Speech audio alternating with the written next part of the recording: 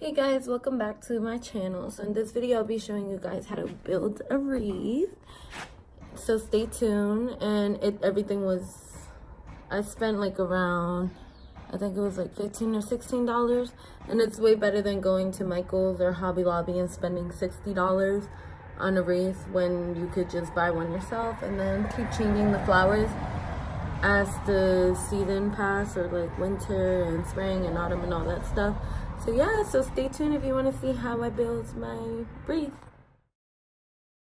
So to make a wreath similar than mine, you'll need a hot glue gun, some flowers, the Gorilla Glue, and I got two different type of flowers. I got them all at Walmart. Everything I did buy was at Walmart.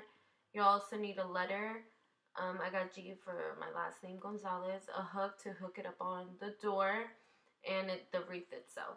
You're also going to need paint for whatever color you want to paint the letter.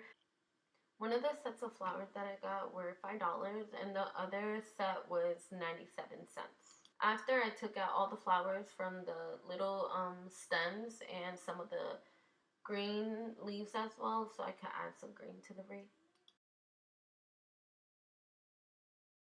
After taking them all out, I put them on the wreath and moved them around to see how I liked it, and after I liked how it looked, I glued it down.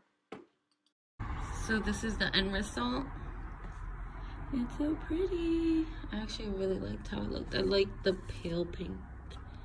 And then the G stands for Gonzalez.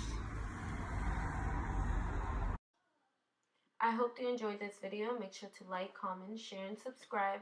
And for any good ideas that you guys have, make sure to let me know, and I'll try to do it. Thanks for watching. Bye.